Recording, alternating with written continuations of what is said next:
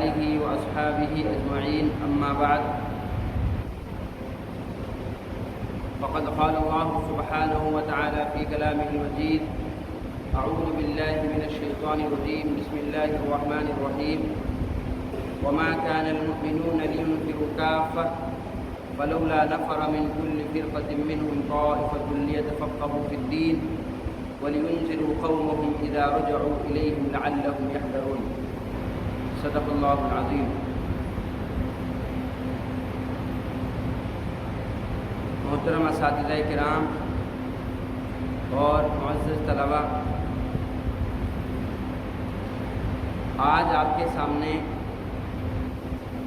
طالب علم کے متعلق طالب علم کو کن کن چیزوں کا خیال رکھنا چاہیے اپنے دوران تعلیم،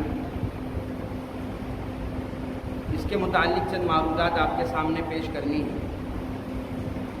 اور میں ان کو آپ کے آسانی کے لیے ان کو نکات کی شکل میں پیش کروں گا تاکہ ان کو یاد رکھنا بھی آسان ہو۔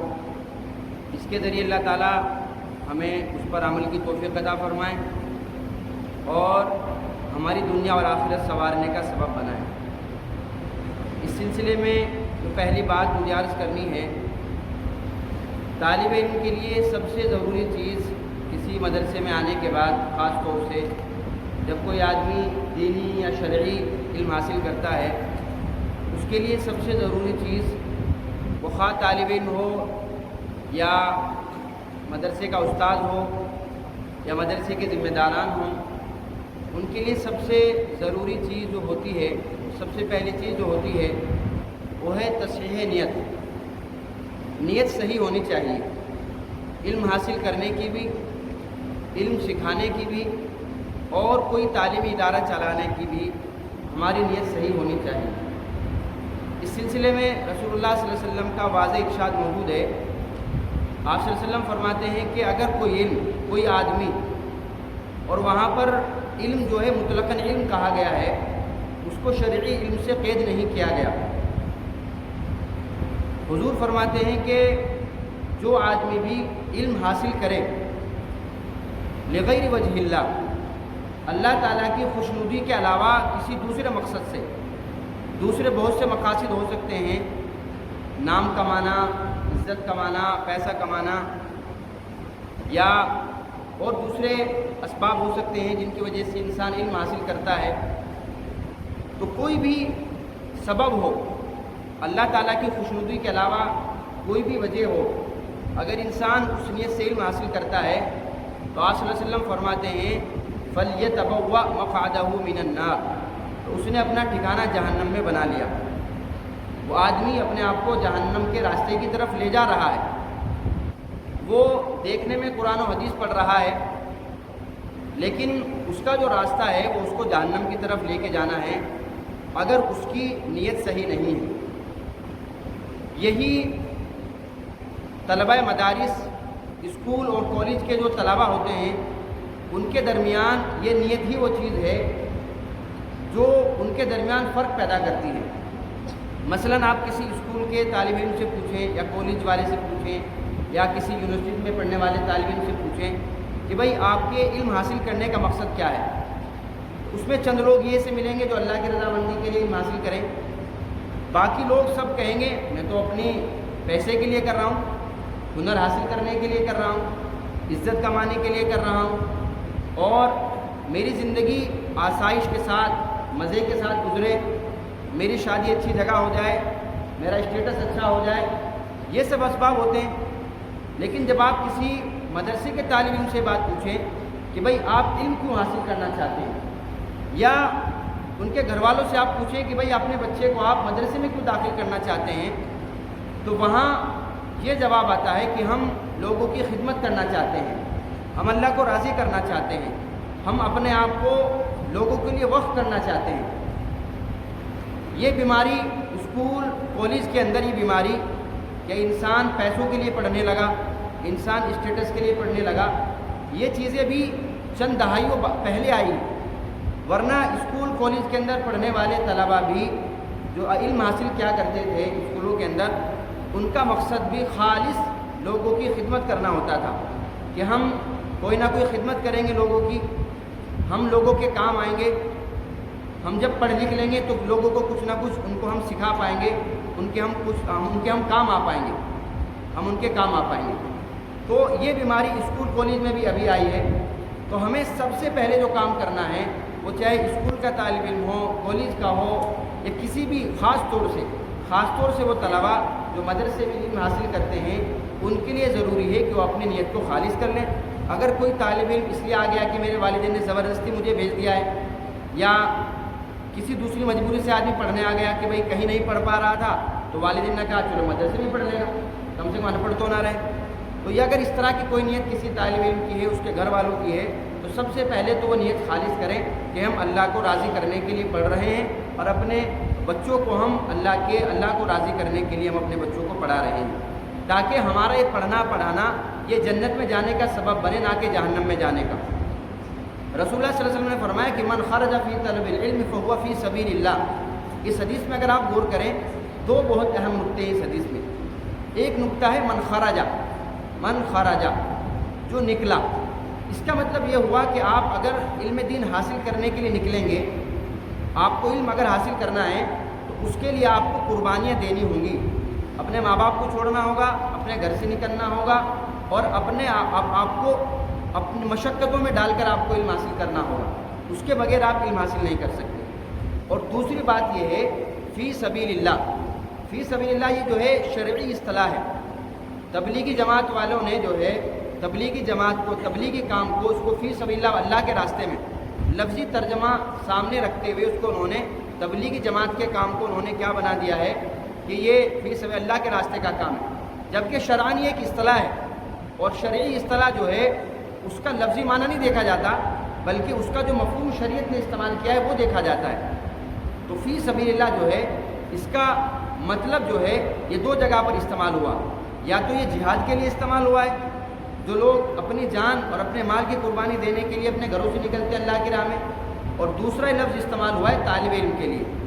تو رسول اللہ صلی اللہ علیہ وسلم نے طالب علم کو مجاہد کے برابر قرار دیا۔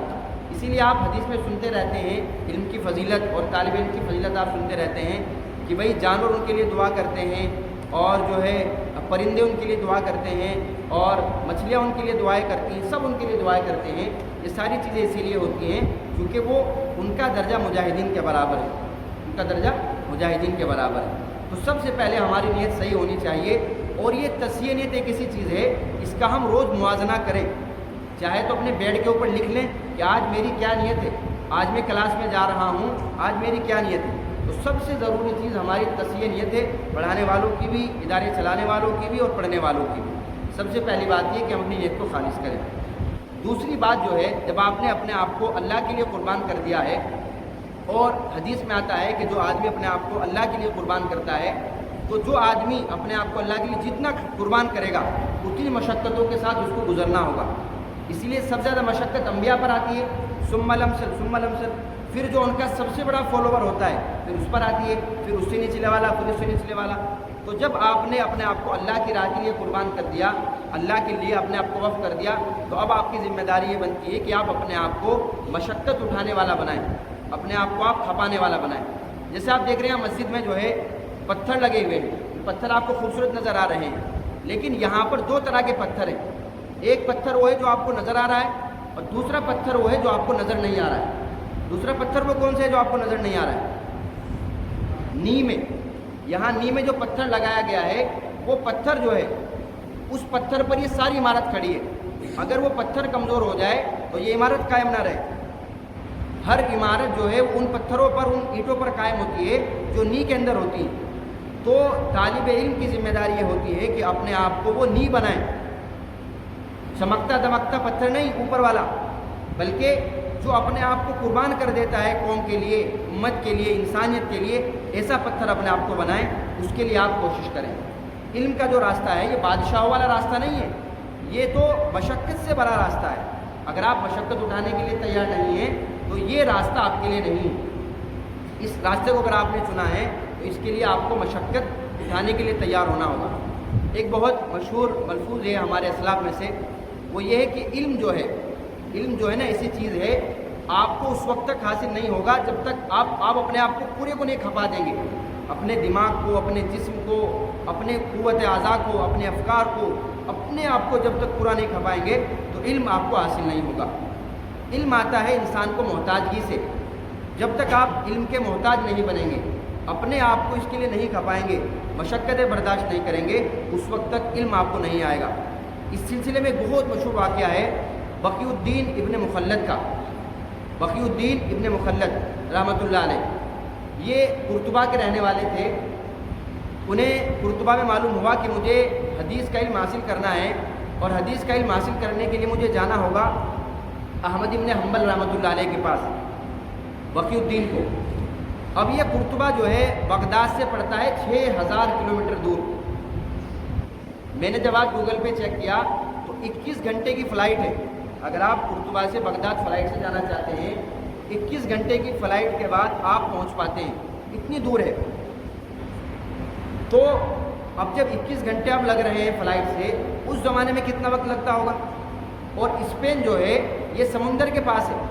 انہوں نے اپنا سامان لیا اور سفر کے لیے نکل پڑے جوانی کے عالم میں، بالکل وہی عمر تھی جو آپ کی عمر ہے۔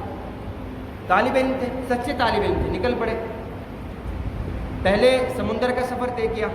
سمندر کا سفر طے کرنے کے بعد اب جو راستے میں آتا گیا، جو سواری ملتی گئی، کرتے گئے آخر میں اسی جگہ پہنچے جہاں پر سواری بھی دستیاب نہیں تھی، سواری کا بھی بندوبست نہیں تھا۔ تو معلوم کیا کہ بھئی یہاں سے بغداد کتنی دور ہے جہاں پر احمد بن حنبل ملیں گے؟ تو معلوم ہوا کہ یہاں سے 700 کلومیٹر دور ہے۔ ابھی آپ 700 کلومیٹر دور آپ یہاں سے چلیں گے تو تب جا کر آپ بغداد پہنچ پائیں گے۔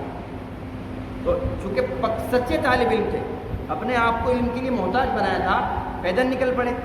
سواری کا انتظام نہیں ہوا تو وہ پیدل نکل پڑے۔ اب جاتے رہے، کہیں سواری مل گئی، کہیں پیدل چل دیے، جنگلوں میں، صحرا میں، پتھروں پر، جہاں جگہ ملی پڑ کے سو گئے، جیسا کھانے پینے کو ملا کھا لیا۔ بہرحال وہ بغداد پہنچے۔ لیکن جب بغداد پہنچے تو اس وقت آپ کو معلوم ہوگا کہ احمد ابن حنبل پر ایک زمانہ ایسا گزرا ہے بادشاہوں کی طرف سے کہ انہیں نظر بند کیا گیا تھا، اور ان پر پابندی تھی کہ ان سے کوئی مل نہیں سکتا، وہ اپنے گھر کے اندر قید رہیں گے، کیونکہ مسئلہ چل رہا تھا، مسئلہ خلق قرآن کا۔ اس زمانے کے جو بادشاہ تھے وہ کہتے تھے کہ قرآن کریم اللہ کی مخلوق ہے، اور ہمارے احمد بن حنبل اور ہمارے اسلاف کا اور جمہور کا، اہل سنت والجماعت کا جو مسلک ہے وہ یہ ہے کہ قرآن کریم یہ اللہ کی صفت ہے، یہ اللہ کی مخلوق نہیں ہے۔ تو اس وجہ سے ان پر قید و بند کی پابندی تھی کہ کوئی ان سے مل نہیں سکتا، وہ گھر سے باہر نہیں نکل سکتے۔ اب بڑا مسئلہ ہوا کہ اب کیا کریں؟ تو بغداد کے اندر ایک دوسرے محدث تھے، محدث کیا وہ اسماء الرجال کے، اسماء الجرح والتعدیل، اسماء رجال کے ماہر تھے، یحییٰ ابن معین رحمۃ اللہ علیہ۔ تو اب سوچا کہ یار ان سے تو مل نہیں سکتا، تو اب کیا کروں میں؟ تو انہوں نے یحییٰ ابن معین کے درس میں جانا شروع کیا۔ بڑا مجمع ہوتا تھا مسجد میں، اور پہلے جو دروس ہوا کرتے تھے مساجد کے اندر ہوا کرتے تھے، ان کے درس میں جو ہے درس ہوتا تھا۔ تو ایک دن بقی الدین کو سوال کرنے کا موقع ملا۔ انہوں نے سوال کیا کہ احمد ابن حنبل کے بارے میں آپ کی کیا رائے ہے؟ اب یہ سوال سنتے ہی، چونکہ حکومت کے لوگ ہر جگہ ہوتے ہیں، اب یہ سوال سنتے ہی لوگ ہکے بکے رہ گئے، خاموشی چھا گئی۔ لیکن جو سچے علماء ہوتے ہیں اور دین کے سچے خادم ہوتے ہیں، وہ قید و بند سے نہیں گھبرایا کرتے، وہ پریشانیوں سے نہیں گھبراتے، وہ بادشاہوں سے نہیں گھبراتے۔ یحییٰ ابن معین نے کہا کہ وہ امیر المؤمنین ہے۔ یہ ایک اصطلاح ہے، امیر المؤمنین فی الحدیث، یہ ایک اصطلاح ہے، یہ زمانے کے سب سے بڑے محدث کے لیے بولی جاتی ہے۔ تو یہ بات سننے کے بعد بقی الدین میں اور دلچسپی پیدا ہوئی کہ مجھے احمد ابن حنبل سے علم حاصل کرنا ہے۔ دلچسپی پیدا ہوئی، ایک صاحب کو پکڑا کہ مجھے بھائی گھر تو بتاؤ کہاں ہے، کم سے کم مجھے ملا تو دو ایک بار احمد ابن حنبل سے۔ ان صاحب نے منع کر دیا، بھائی اگر میں تمہیں لے کے جاؤں گا تم تو پٹو گے ہی، میں بھی پٹوں گا تمہارے ساتھ۔ انہوں نے کہا کہ آپ ایسا کریے، میرے ساتھ چلیے اور مجھے دور سے اشارے سے بتا دیجیے گا کہ یہ گھر ہے، بس آپ اتنا کام کر کے چلے جانا، باقی پٹوں گا میں پٹوں گا، یہ میرا کام ہے، پھر دیکھا جائے گا جو ہوگا۔ بہرحال وہ آدمی تیار ہوا اور اس کے ساتھ وہ چل پڑے۔ تو اس آدمی نے بتایا کہ فلاں گھر ہے، تو بقی الدین وہاں پہنچے اور گھر پر جا کر جو ہے احمد بن حنبل رحمۃ اللہ علیہ کے گھر پر جا کر انہوں نے دروازہ کھٹکھٹایا۔ حضرت تشریف لائے اور انہوں نے کہا کہ میں قرطبہ سے آیا ہوں اور وہاں سے آپ سے علم حاصل کرنے آیا ہوں۔ احمد بن حنبل رحمۃ اللہ علیہ نے سوچ کر کہ اگر علم اسے سکھاؤں گا میں تو اپنی مشقتیں برداشت کر ہی رہا ہوں اور مزید کر لوں گا، لیکن میری وجہ سے نوجوان پریشان ہو جائے گا، حکومت جس کے اوپر بھی ظلم کرے گی۔ انہوں نے منع کر دیا کہ بھائی میں آپ کو علم نہیں سکھاؤں گا۔ اور وہ آ گئے بہت پریشان کہ کیا کریں، کیسے علم حاصل کریں، کیا کریں۔ تو انہیں ایک طریقہ سوجا، انہوں نے اپنے پاؤں پر، گھٹنوں پر کپڑا باندھا، گویا کہ ان کے پیر میں زخم ہو یا پیر میں کچھ دقت ہو، اور بھکاری والے کپڑے پہنے، بھکاری والے کپڑے پہنے، اور بھکاری والے کپڑے پہن کر اور یہاں پر کپڑا باندھ کر گھٹنوں پر وہ بھیک مانگنے لگے اس محلے کے اندر جہاں احمد بن حنبل رہتے تھے، اور بھیک مانگتے مانگتے احمد بن حنبل کے گھر بھی پہنچے۔ تو احمد بن حنبل نے کہا ارے تم پھر آ گئے، میں کل پرسوں تو منع ہی کیا تھا۔ انہوں نے کہا جی میں بھکاری کی شکل میں آیا ہوں، آپ ایسا کریں کہ اگر کوئی دیکھ رہا ہو آپ کو تو آپ مجھے 2-4 سکے جو بھی آپ کو دینے، 1 سکہ 2 سکے جو بھی آپ کو دینے ہیں یا نہیں دینا ہے، تو آپ دوسرے کو دکھانے کے لیے کہہ دیجئے کہ بھائی یہ لیجئے پیسے اور جائیے، تو سمجھے گا کہ بھکاری کو بھیک دے رہے ہیں، بھکاری کو بھیک دے رہے ہیں۔ اور اگر کوئی نظر نہ آئے تو آپ ایسا کیا کریں، مجھے حدیث سکھا دیا کریں، آپ 1 حدیث 2 حدیث روزانہ سکھا دیا کریں، اس سے میرے علم کی پیاسی بجھتی رہے گی اور جو ہے میرا سفر بھی کامیاب ہو جائے گا۔ تو آپ اندازہ لگائیے کہ یہ بھکاری بن کر، آپ ایک جوان آدمی اگر بھکاری بھیک مانگتا ہے تو لوگ اس کو کیسے تانے دیتے ہیں، ارے جوان ہو کے بھیک مانگ رہا ہے، تیرے ہاتھ ٹوٹ گئے تھے، تجھے کوئی دقت ہو گئی تھی۔ کتنے تانے سننے کو ملتے ہیں جوان آدمی کو اگر بھیک مانگتا ہے، تو کتنے تانے سنے ہوں گے بقی الدین نے۔ تو اس روزانہ کیا انہوں نے، اور یہ کتنے دن کیا انہوں نے، 1 سال تک مسلسل بھکاری بن کر احمد بن حنبل کے گھر جاتے تھے، علم حاصل کرتے تھے، اور اس کے بعد جو ہے اپنا علم جو کچھ حدیثیں بتاتے تھے احمد بن حنبل اس کو یاد کر کے پھر اگلے دن جاتے تھے۔ یہ طریقہ رہا ہوں، 1 سال تک ایسے علم حاصل کیا بھکاری بن کر۔ 1 سال کے بعد حکومت بدلی اور پھر ایسے حکمراں آئے جو احمد بن حنبل کے فیور میں تھے، اور انہوں نے کہا کہ بھئی یہ پابندی ہٹا دی جاتی ہے، آپ ان کو پڑھا سکتے ہیں۔ تو پھر احمد بن حنبل باقاعدہ درس دینے لگے اور پھر ان کے باقاعدہ درس میں وہ شامل ہوئے۔ تو آپ دیکھیں ایک آدمی 6000 کلومیٹر دور کا سفر کر کے، 6000 کلومیٹر دور، اس زمانے میں جب مطلب کسی کی سواری ہوتی تھی، آپ دیکھیے آدمی پیدل چل رہا ہے یا جو ہے بیل کی سواری ہوتی تھی، چھوٹی موٹی سواری اس طرح کی ہوتی تھی، گاڑیاں نہیں تھی، آسانیاں نہیں تھی، ساری مشقتیں اٹھا کر اور سال بھر تک بھکاری بن کر انہوں نے علم حاصل کیا۔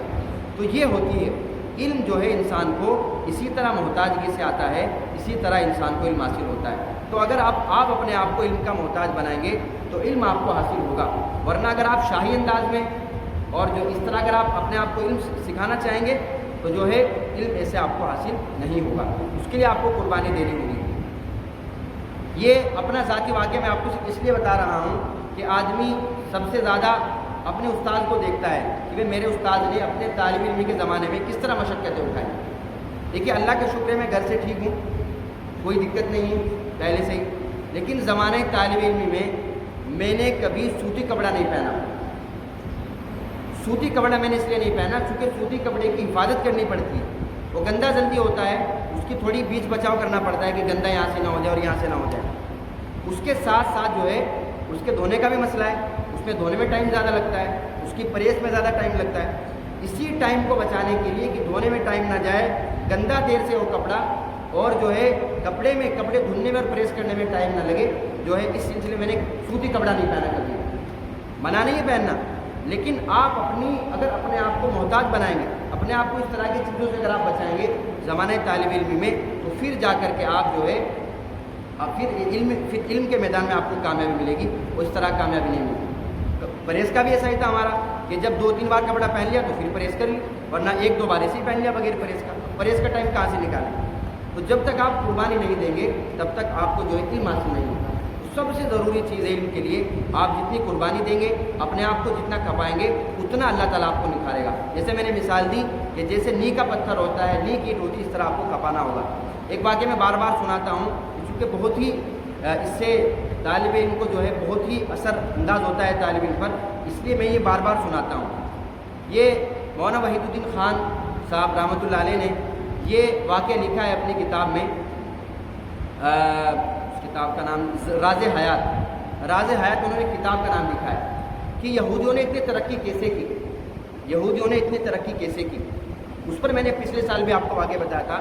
وہ واقعہ یہ تھا کہ 4-5 لوگ تھے جنہوں نے سارے عربی ذخیرے کو دوسری زبانوں میں ٹرانسلیٹ کیا، کیونکہ سارا علم کس کے پاس تھا؟ مسلمانوں کے پاس تھا۔ اب جب مسلمانوں کے زوال کا زمانہ شروع ہوا تو انہوں نے سارا علمی ذخیرہ مسلمانوں کا اس کا ترجمہ کرنا شروع کیا انہوں نے دوسری زبانوں میں۔ تو یہ 4-5 لوگ جو تھے یہ گھروں میں بند ہو گئے کہ بھائی ہمیں جو ہے ان کتابوں کا ترجمہ ہمیں کرنا ہے۔ اب وہ سارے لوگ بیمار ہو گئے، اتفاق سے ہوا یہ، ایسے بیمار ہوئے کہ ڈاکٹر نے ان سے کہہ دیا کہ بھائی آپ کا آخری ٹائم جو ہے نا 15 دن ہے، 15 دن سے اوپر آپ زندہ نہیں رہیں گے۔ تو 4-5 لوگ 15 دن میں آپ ختم، اس سے اوپر زندہ نہیں بچیں گے، آپ اس سے اوپر زندہ نہیں بچیں گے۔ تو ان کے حصے میں جو ٹرانسلیٹ کی کتابیں تھیں وہ 300 تھی، 5 آدمی اور 300 کتابیں اور 15 دن، آپ اندازہ لگائیے۔ ایسے آدمی جب امت کے لیے جب آدمی قربانی دیتا ہے نا تو ایسے قربانی دیتا ہے۔ انہوں نے 15 دن کے اندر 300 عربی کتابوں کا ترجمہ کیا ان لوگوں نے۔ اب آپ اندازہ کیجئے کیسے ترجمہ کیا ہوگا۔ ہم دیکھتے ہیں یہ ترقی جو یہودی قوم نے جو ترقی کی ہے وہ اسی طرح ترقی کی ہے۔ ایک دفعہ ندوے میں مولانا اکرم ندوی، اس وقت وہ آکسفورڈ میں پڑھاتے تھے واقعہ، اب تو وہاں سے وہ وہاں نہیں ہے، انہوں نے اپنا واقعہ بتایا کہ یہاں آکسفورڈ میں 6 سے 7 عیسائی اور یہودی پاگل ہو جاتے ہیں پڑھتے پڑھتے، قوم کے لیے پڑھتے ہیں، وہ قوم کے لیے 6 سے 7 یہودی ہر سال پاگل ہو جاتے ہیں پڑھتے پڑھتے، کیوں؟ انہیں اپنی قوم کے لیے پڑھنا ہے۔ تو ہماری قوم امت مسلمہ جس حالت میں ہے، جس زوال کی کنڈیشن میں ہے، اس حالت میں کچھ لوگوں کو اپنے آپ کو کھپانا ہوگا، انہیں جو ہے نی بننا ہوگا، نی کے پتھر بننا ہوگا۔ دکھائی تو نہیں دیتے لیکن امت کی ساری ترقی انہی کے پیٹھ پر ہوتی ہے، تو آپ کو اپنے آپ کو کھپانا ہوگا، اس کے لیے آپ کو محنت کرنی ہوگی۔ تیسری بات جو مجھے آپ سے عرض کرنی ہے وہ ہے عظمت علم۔ انسان پڑھنے آ بھی جاتا ہے، ارادے بھی کر لیتا ہے، محنت بھی کر لیتا ہے، لیکن علم کا جو مقصد ہے، علم کا مقصد خالی معلومات حاصل کرنا نہیں ہے۔ معلومات تو سب سے زیادہ گوگل کے پاس ہے آج کل، اور اب تو جو ہے یہ AI آ گیا ہے، تو اس کے پاس ہم سے زیادہ معلومات ہے۔ تو اصل چیز معلومات نہیں ہے، اصل چیز ہے ان معلومات پر عمل کرنا۔ تو انسان کو عمل پر کیا چیز ابھارتی ہے؟ وہ کیا چیز ہے جو انسان کو عمل پر ابھارتی ہے؟ کیا چیز ہے انسان کو جو انسان کو عمل پر ابھارتی ہے؟ مثلا دیکھیے، ہمارے والدین ہر والدین اپنے بچوں کے لیے کس طرح قربانی دیتے ہیں، اور اسی طرح جب والدین بوڑھے ہو جاتے ہیں تو جو فرما بردار بچے ہوتے ہیں وہ اپنے والدین کی کس طرح خدمت کرتے ہیں، کس طریقے سے وہ اپنی زندگی قربان کرتے ہیں اپنے والدین کے لیے، کس طرح قربانیاں دیتے ہیں، نوکریاں چھوڑ دیتے ہیں، بزنس بگاڑ لیتے ہیں، لیکن والدین کی جو خدمت ہے اس کو نہیں چھوڑتے۔ اس کے پیچھے وجہ کیا ہے؟ کیونکہ والدین کو بچوں کی عظمت پتہ ہوتی ہے اور بچوں کو والدین کی عظمت پتہ ہوتی ہے۔ تو عظمت جو ہے انسان سے، اب بتائیے ماں بچے کے کتنی دفعہ بیت الخلاء ہوتی ہے، اور جب ماں باپ بوڑھے ہو جاتے ہیں تو بچے اپنے ماں باپ کے بیت الخلاء ہوتے ہیں، دھوتے کہ نہیں دھوتے؟ تو یہ عظمت ہے جو انسان کو اس طرح کی چیزوں پر ابھارتی ہے۔ تو اصل علم کا اصل مقصد جو ہے وہ یہ نہیں ہے کہ آپ کے اندر معلومات آ جائیں، کتنی معلومات آپ حاصل کر لیں، گوگل سے زیادہ معلومات نہیں ہو سکتی آپ کو، لیکن اصل چیز کیا ہے؟ اس علم پر عمل۔ وہ گوگل نہیں کر سکتا، وہ انسان ہی کر سکتا ہے۔ تو اس کے لیے جو ہے ہمیں سب سے زیادہ ضرورت ہے کہ ہم اپنے علم پر عمل کریں، اور اس کے لیے ضرورت ہے کہ ہم علم کی عظمت کو سمجھیں۔ اصل چیز جو ہے وہ کتاب دان بننا نہیں ہے، بلکہ عالم بعمل بننا ہے۔ علم جو جتنا ہمیں اللہ نے علم دیا ہے اس پر عمل کرنا ہے، ورنہ یہ علم بھی ہمارے لیے وبال ہوگا۔ یہ علم بھی ہمارے لیے کیا ہوگا؟ خالی علم اگر ہمارے پاس ہے اور اس پر عمل ہم نہیں کر رہے ہیں تو یہ علم بھی ہمارے لیے وبال ہوگا۔ تو عظمت علم کو ہمیں سمجھنا ہوگا۔ اس سلسلے میں حافظ ابن عبد البر رحمۃ اللہ علیہ بڑے محدث ہیں، بڑے پائے کے محدث ہیں، انہوں نے باقاعدہ کتاب میں عنوان باندھا تعظیم الحدیث، باب تعظیم الحدیث، اپنی کتابوں کے اندر، اور حدیث سے انہوں نے استدلال کر کے بتایا کہ صحابہ کرام، ہمارے اسلاف کس طریقے سے علم کی عظمت ان کے دل کے اندر تھی، علم کی عظمت کس درجہ ان کے اندر تھی۔ تو جتنی آپ کے اندر علم کی عظمت ہوگی، اسباب علم کی عظمت ہوگی، اساتذہ کی ہوگی، آپ کے ادارے کی عظمت آپ کے اندر ہوگی، اتنی زیادہ آپ کے علم میں برکت آئے گی اور اس علم پر عمل کرنے کا آپ کو موقع ملے گا۔ چوتھی بات جو اس سلسلے میں مجھے عرض کرنی ہے وہ یہ ہے کہ خالی دین، آپ کو بہت ہی نام کا عالم دین نہیں بننا، ڈگری والا عالم دین نہیں بننا، بلکہ گہرے علم والا عالم دین بننا ہے۔ یہ بات میں ہمیشہ کہتا ہوں کہ گہرے علم والا آپ کو عالم دین بننا چاہیے، یہ بہت ضروری۔ موجودہ وقت میں سب سے زیادہ ضرورت جس چیز کی ہے وہ ہے آپ کے اندر گہرا علم ہونا چاہیے، گہرا علم ہونا چاہیے۔ اور جیسے اس کی ایک مثال دوں میں، رسول اللہ صلی اللہ علیہ وسلم سے ایک جوان صحابی نے پوچھا کہ اللہ کے رسول، کیا میں بچے کا بوسہ لے سکتا ہوں؟ کسی دوسرے کے بچے کا، اپنے بچے کا تو لیتا ہی آدمی، کیا میں کسی دوسرے کے بچے کا بوسہ لے سکتا ہوں؟ تو رسول اللہ صلی اللہ علیہ وسلم نہیں، بوسہ نہیں لے سکتے، آپ بوسہ نہیں لے سکتے۔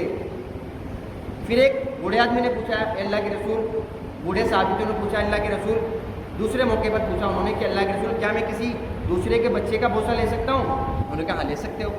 اب دیکھیے مسئلہ ایک اور جواب دو، ایک آدمی کے لیے وہی کام جائز اور دوسرے آدمی کے لیے وہی کام ناجائز۔ تو یہ فرق آدمی کو تب سمجھ میں آتا ہے جب انسان کو گہرا علم ہو، ورنہ اگر ایسے ہی علم ہو، سطحی علم کسی کے پاس ہو تو پھر اس سے کیا ہوتا ہے، وہ دونوں جگہ ایک ہی چیز کہے گا، جوان سے بھی کہے گا بوسہ لے لو اور بوڑھے سے بھی کہے گا بوسہ لے لو، یا جوان سے بھی کہے گا بوسہ نہ لو اور بوڑھے سے بھی کہے گا بوسہ نہ لو۔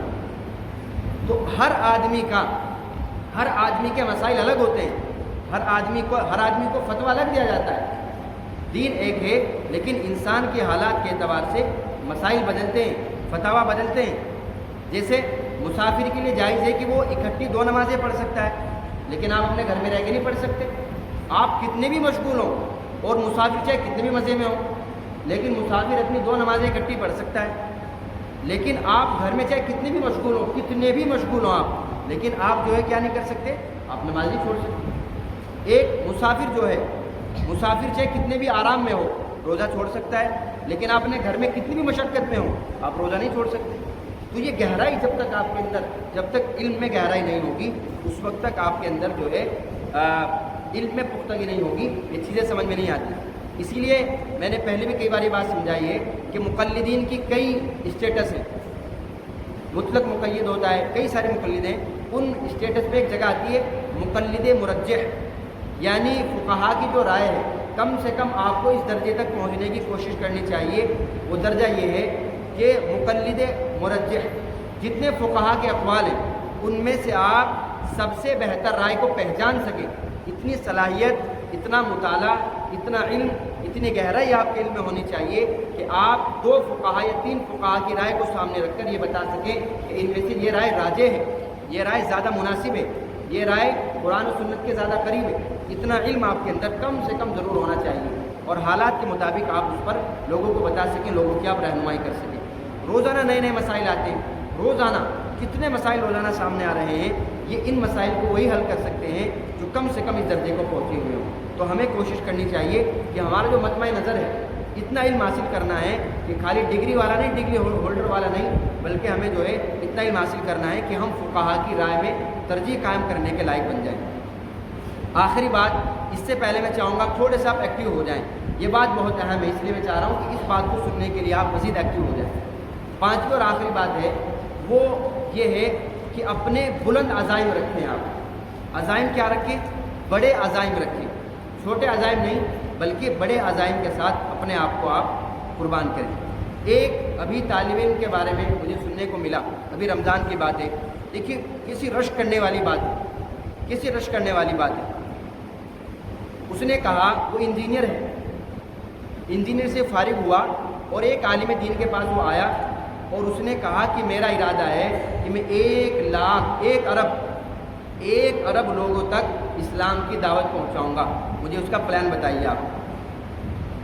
ایک انجینئر، کتنی بڑی بات ہے، وہ کہہ رہا ہے کہ مجھے 1 ارب لوگوں تک، 1 ارب غیر مسلموں تک مجھے اسلام کی دعوت پہنچانی ہے، مجھے اس کے لیے کیا کیا کرنا ہوگا، اس کا پلان بتائیے مجھے آپ۔ اپنا جو پلان ہے نا بڑا سے بڑا رکھیے، اپنے عزائم بڑے سے بڑے رکھیے، چھوٹے نہیں کہ بھائی میں فلاں مولوی جیسا ہو جاؤں، فلاں مولانا جیسا ہو جاؤں، فلاں مولانا جیسا ہو جاؤں۔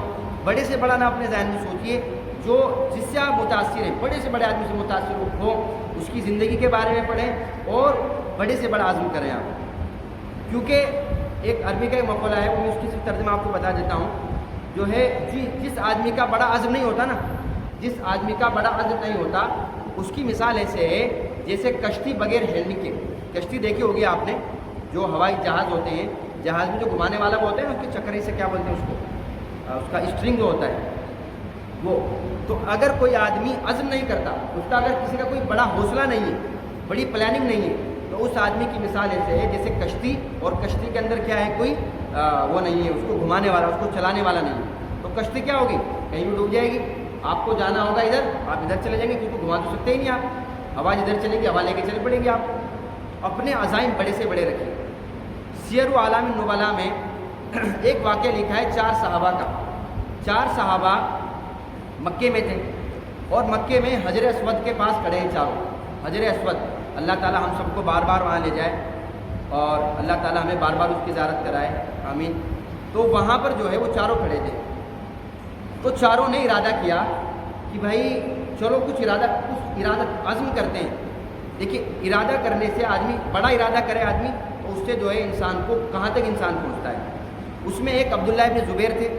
عبداللہ ابن زبیر نے کہا کہ میری تمنا ہے، میں اللہ سے مانگتا ہوں، اور میرا ارادہ یہ ہے کہ مجھے خلافت مل جائے.